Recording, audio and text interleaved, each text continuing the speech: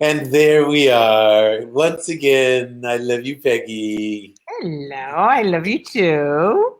We're the Chicago Brain Buddies. That's the University of Chicago neurobiology professor, Peggy Mason. That's her. See there? And I'm Aaron Freeman, artist in residence for the Chicago Council on Science and Technology. And today we are talking about this bad boy here, the cerebellum. Nice graphic there, Aaron. Thank you very much. And so what exactly are we looking at? We are looking at, on the left, we're looking at a section through the middle of the brain. And then at the back, we have the little red cerebellum. So it is part of the hindbrain, and it attaches to the pons. Remember that the pons and the cerebellum are in a very good marriage. The pons, they will never be divorced. And so the pons is what we see at the top of the brainstem there. The pons is, I don't know how to point to the pons. Yeah, you can't really. But the pons is the middle part of the brainstem. It's just underneath. If you go in the human, because we're upright, if you go to the left, down a little bit and to the left on that diagram, you'll see that's where the pons is. Okay. So that's the cerebellum. It sits in the back. It's called little brain. Interestingly enough, do you remember the definition of a cortex? Bark. Bark. Good. Bark meaning bark, not dog bark, but, no. but tree bark. Bark like in cork. Outside of a tree. So the cortex is the outside of the brain.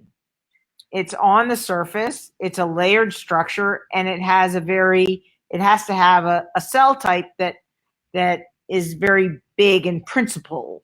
You mean like those famous Purkinje cells? Like those famous Purkinje cells, and also pyramidal cells. Remember them? Pyramidal cells. And interestingly enough, why are they called pyramidal cells?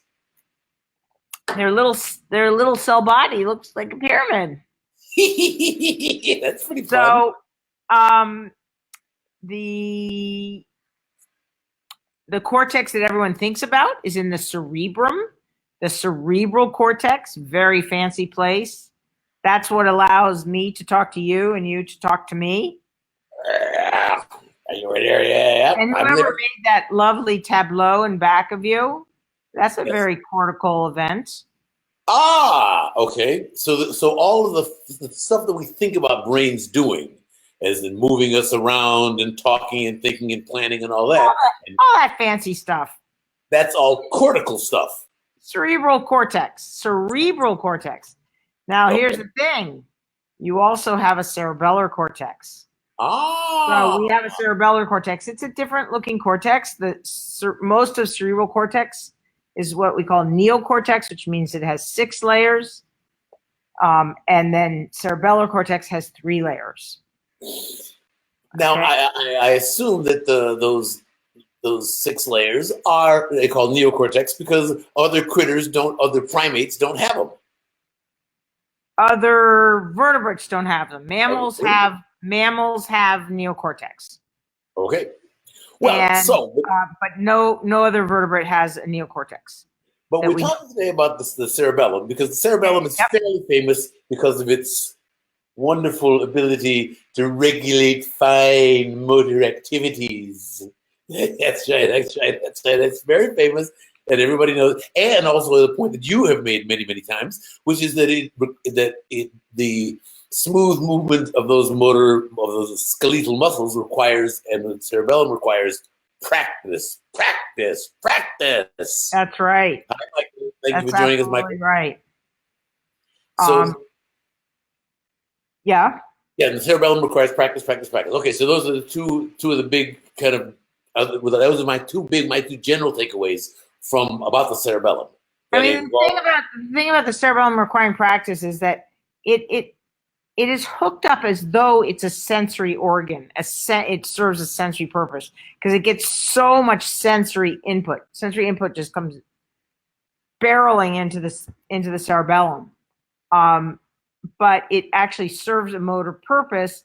And one of the things that we understand now is that the cerebellum does not come out of the womb programmed. Ah, okay. It only programs itself once you start to feed it data. Okay. And so it starts to program itself possibly during fetal life, and then very much once the animal is born. And that allows the cerebellum to figure out what is your body, because it's moving your body. It's responsible for modulating the movements of your body, not the movements of somebody that's, say, 4'5", right? I mean, it did go through a time when you were 4'5", but now you're no longer that tall. You're taller, and your cerebellum has to adapt and be able to coordinate your movements no matter how tall you are as you change. Now, as you are injured, or as you grow stronger or more skilled, etc. Well, for one thing, I assume that you mean this is one of the explanations for the awkwardness of teenagers, because their bodies are changing and their cerebellar functioning is having to adapt to this brand new body. Well, I think it's a little bit more toddlers.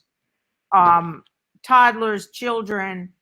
I mean, one place to think about it is actually watch a kid learn how to talk. Right? So Hi, Francesca. Thank you for doing this. They're just they're approximating the vowels and the consonants. They're not spot on. And usually only a parent or a very close friend or relative can understand what they're saying. I couldn't understand some stranger's kid.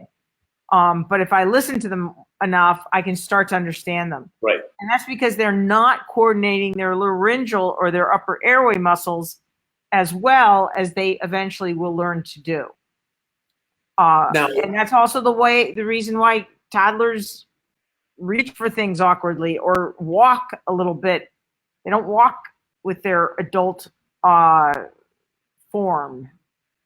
But okay. So again, as I say, the cerebellum is very famous for its motor skill, its motor regulation. Right. But then there comes this paper. So tell me about this. Is why we're talking. What come out of the blue? I'm sorry. This paper does not come out of the blue. The senior author is a man named Sam Wang from Princeton, who's a very clever and deep. He's a clever man and a deep thinker, and he's pointed out for a while that cerebellar damage at sometime early in development, fetal, birth, early postnatal days, that increases the risk of an individual developing autism by over 30 times. Yeah, it damage to the cerebellum is to autism what smoking is to lung cancer. It is a major, major risk factor. So Sam Wang looked at that and thought about it, and if you take out the cerebellum of a fully developed adult, typically the first thing you would say is not that they have a social problem. First thing you would say is that they have some motor problems. Right. And what he has advanced is this idea that the problems in the cerebellum have an effect during development. And that has downstream effects. You set up your brain wrong because your cerebellum is not working correctly. And that was the idea that he sought to test in this experiment. And he did it a pretty clever way, and the results are intriguing as hell. It'll be wonderful to see this repeated and extended, but it looks pretty good. Can you describe for us the very clever way he tested? Yeah, so what he did is he took these things called dreads, and dreads are their receptors. That's an acronym, right? It's an acronym. acronym for designer receptors exclusively activated by designer drugs. Well, right. So what does that mean? It means that you have a receptor that allows that allows ions to flow across the membrane, but that you can introduce that into an animal, but you can only activate it with a molecule that's not found in nature. Okay. Okay, so now I'm going to introduce this receptor into a group of cells, and in this case, what he did was he put it into interneurons in the cerebellum. Interneuron. Interneurons. We know neurons. We know glial cells. Just a very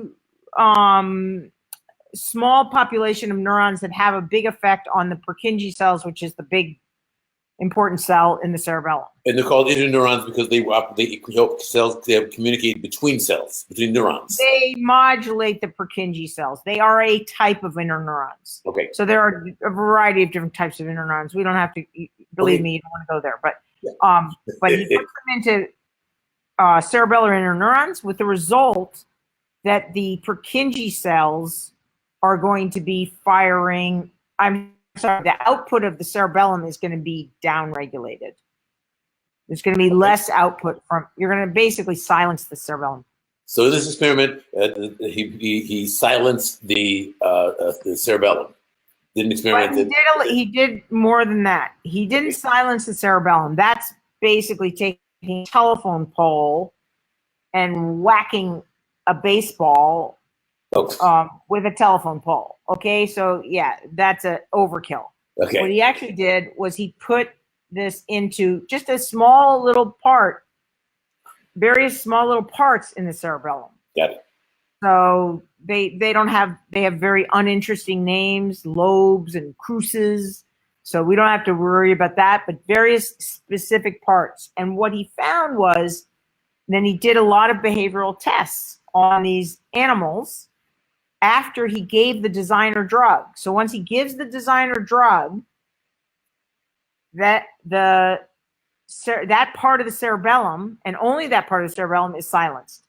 Are we talking posterior cerebellum? It's in the posterior half. Yeah. Yeah. Okay. Yeah. So he does this, and as a control, he also does this when they're adults. Okay.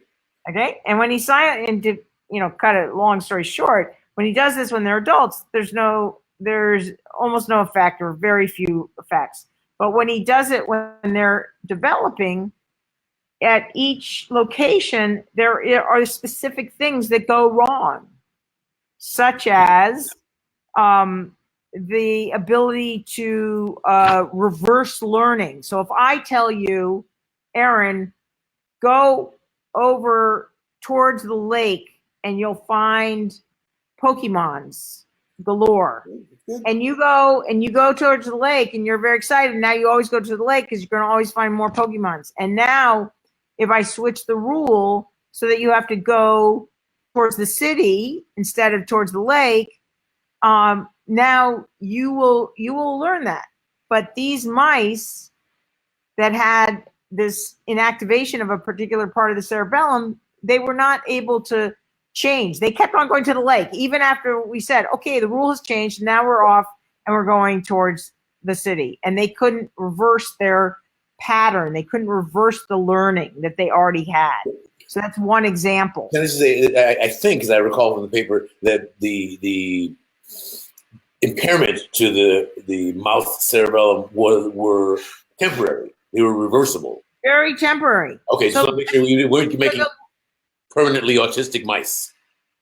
So the point that Sam Wang, or the idea that Sam Wang would the way he interprets this and the way he thinks this works is that the cerebellum is in a loop with the cortex. It's definitely in a loop with the motor cortex when you are an adult.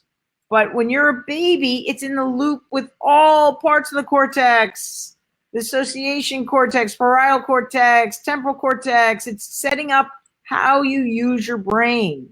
And if it's offline, if it can't do its job right, you're not going to use your brain right. And in particular, what happens are these things that impair social behaviors, as well as, for example, make these animals more susceptible to repetitive behaviors. In mice, one of the things that mice do is they overgroom. They just groom and groom and groom and groom and groom. And so, is it unfair to say this is a sort of mousy version of OCD? yeah, exactly. Okay.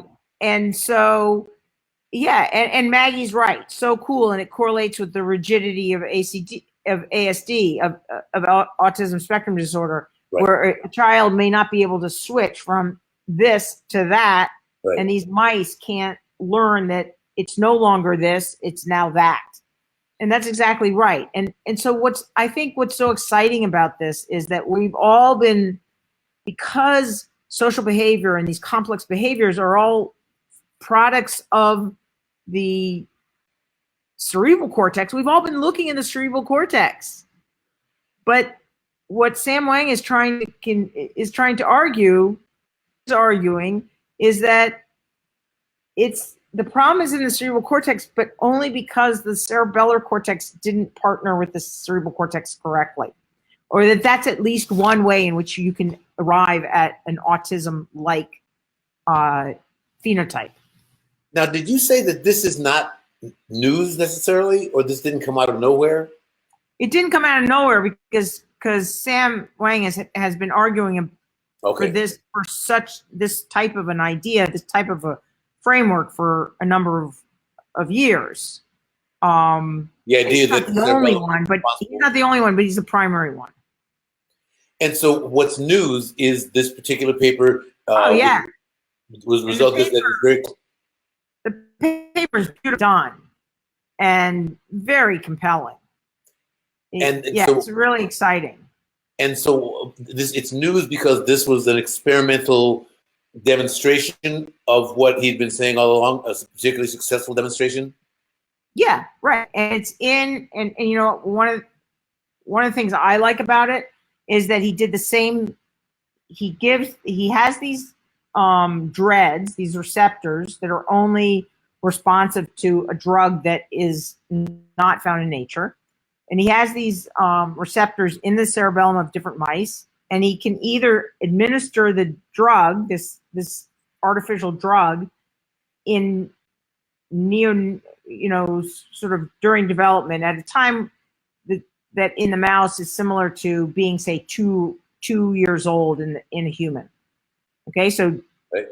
Early childhood, and then he can also administer it in adulthood, and it doesn't have the effect when he administers it in adulthood. It only has it during development. So the whole thing really does string together pretty nicely. So can we say that we've now discovered the cause of autism in humans? I think this is a compelling result that this is the cause of at least some types of autism. You know, it's very unclear to me how many different types of autism there are. Personally, I think that there are many different types and probably many different what we would call etiologies, causes, reasons, stories that got you from not autistic to autistic. Well, how much do we know about repairing disorders in the cerebellum? The cerebellum is very plastic. And so, for example, if you had a stroke in the cerebellum, you would, to a large extent, get better. The same is true in the cerebral cortex. We do get a lot better over time. Is the cortex or the cerebellar cortex is probably high on the plastic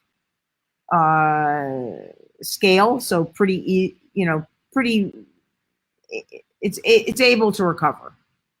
And Francesca, yeah, we will put the link. There is a link buried somewhere in the Facebook page. But the other thing you can do is Google Badura, Badura, Wang, Wang, and eLife, and you'll get to it. But there is a link Um, on the Chicago Brain Buddies. That's us, the Chicago Brain Buddies. There is a link on the Chicago Brain Buddies Facebook page, and also on the Chicago Brain Buddies channel on YouTube. And it's called Normal Cognitive and Social Development Require Posterior Cerebellar Activity. Yep. So between all that, you can actually get it through Google. And nicely, I'm happy to say that eLife is is open source or open access. No paywall. So you don't no have to paywall. worry, no to subscribe. No pain in the neck trying to get the article.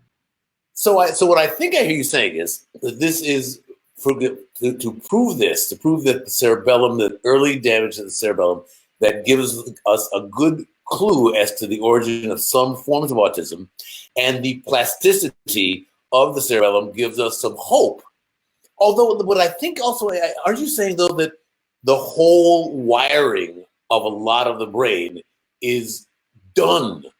That the cerebellum is, you need a well-functioning cerebellum to make the brain wire up right. So it's not like you just fix the cerebellum at 40 or 30 or 20 or 10, and then things are going to rewire themselves. You're talking early organization.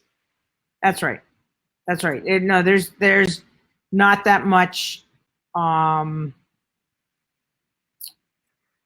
don't see an easy way to fix this as in adulthood.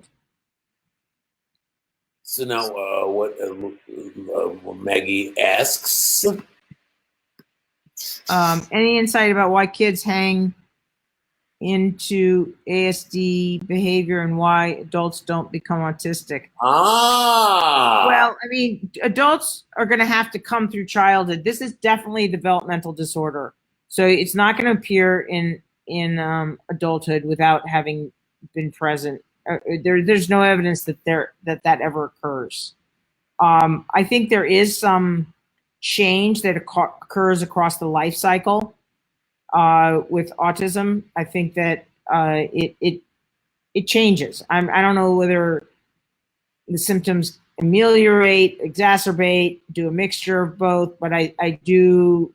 At least my experience with people has been that it changes over the life cycle. But do adults don't develop? What's that? There's no adults don't develop autism. They don't develop autism as an adult. Right, that's what I mean. They can still have autism if they had it as a kid. Right. So Francesca says, many people in the autistic spectrum are very sensitive to noises, lights, touch, something to do with the cerebellum. That's unclear. That's but it certainly could be, because the cerebellum hooks up to all sorts of areas in the cerebral cortex that are responsible for perception and sensory perception. So it's possible they didn't go into that here. Well, now this is also, Melanie mentions about fibromyalgia. Is it associated with the cerebellum? Not that I'm aware of. Okay. So is this? I don't think it's related. Fibromyalgia is a really different beast than autism.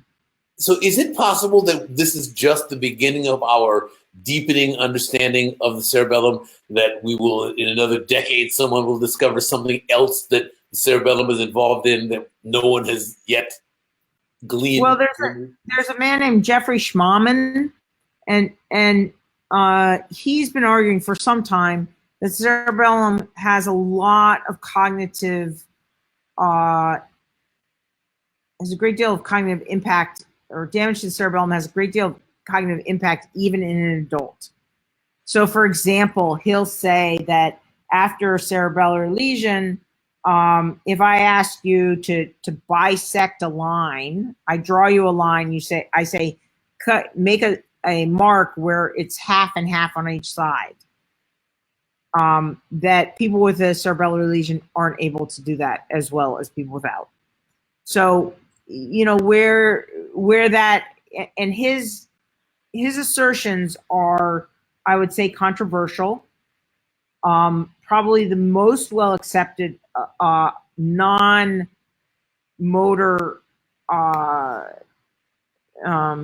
role for the cerebellum is a role in language.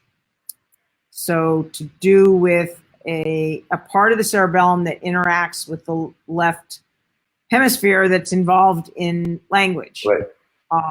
And that's and there's a man named Peter Strick, and he also has advanced this idea. So that's probably the sort of non-classical view of the cerebellum that is the most accepted. And now I think with this paper, Sam Wang really pushes the field to say, well, if you don't, why aren't you going to accept this? This is good evidence. This is really good evidence. So it looks as though the cerebellum plays a role in setting up the cerebral cortex to be the social cognitive animals that we are. So is this the kind of thing that you as a researcher says, "Ooh, this is pretty promising. Let me go grab some of my rats and see what I can do"?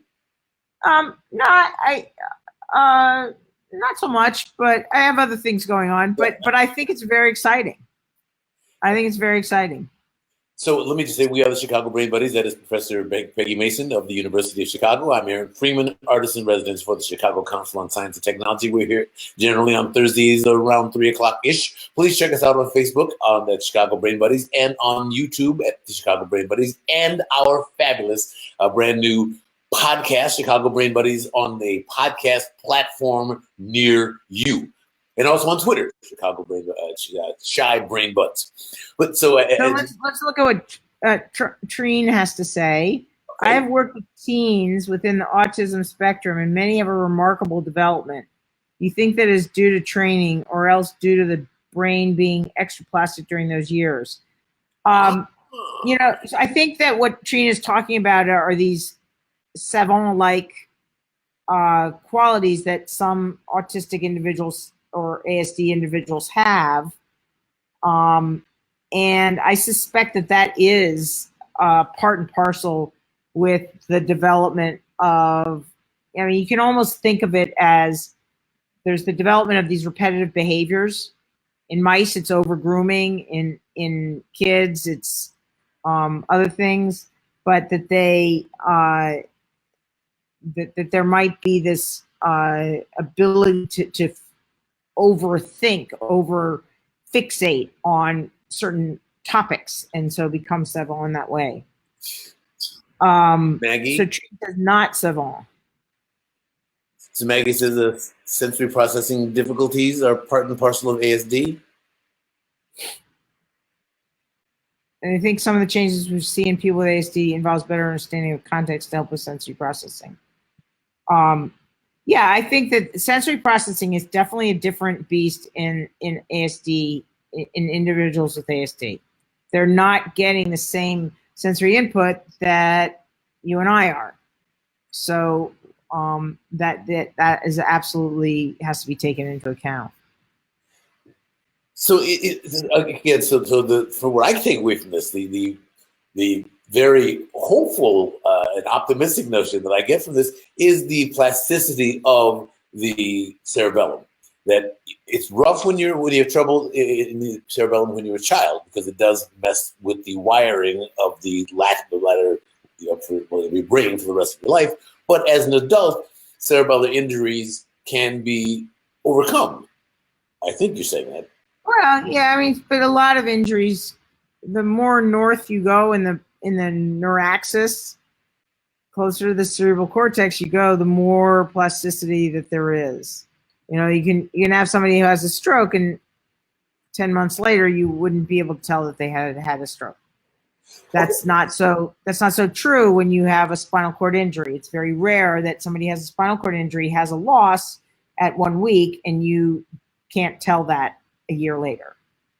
You may be able to move that needle a little bit, but not in the way that you can, so that you don't even know that the person had an injury, which is true in the cerebral cortex. So I don't actually think that that's the take-home lesson here. Well, I think the take-home lesson here is that the cerebellum can play a huge role in organizing the development and the circuit building of the cerebral cortex, and in that way have effects on all sorts of functions that we don't think of as classically cerebellar. That's the big take-home message. Cerebellum is probably involved in lots more, many more functions than we've given it credit for, because we've fixated only on its role in adulthood rather than its role during development and childhood. Yeah, well, that was, let me just say in my own defense, that was one of the headlines I had here. The cerebellum is not just for fine motor coordination anymore. No. And it's, this idea that it plays a huge role in development is so important. This will be a very important thing to understand as we go forward. And as we go forward and try to understand the brain and the cerebellum a little more, I am so delighted that we have, to guide us along the way, the great one, Professor Peggy Mason, the curator of the brainissocool.com, a wonderful blog. Please check it out, brainissocool.com. And if you haven't taken Understanding the Brain, the neurobiology of everyday life that so many of us on this thread have already taken, do yourself a favor and check that out. Peggy, thank you so much for joining us. Appreciate it. Thanks, everybody. Love you very much. Thanks for the great questions, you guys. Bye. Yeah, absolutely. Yeah.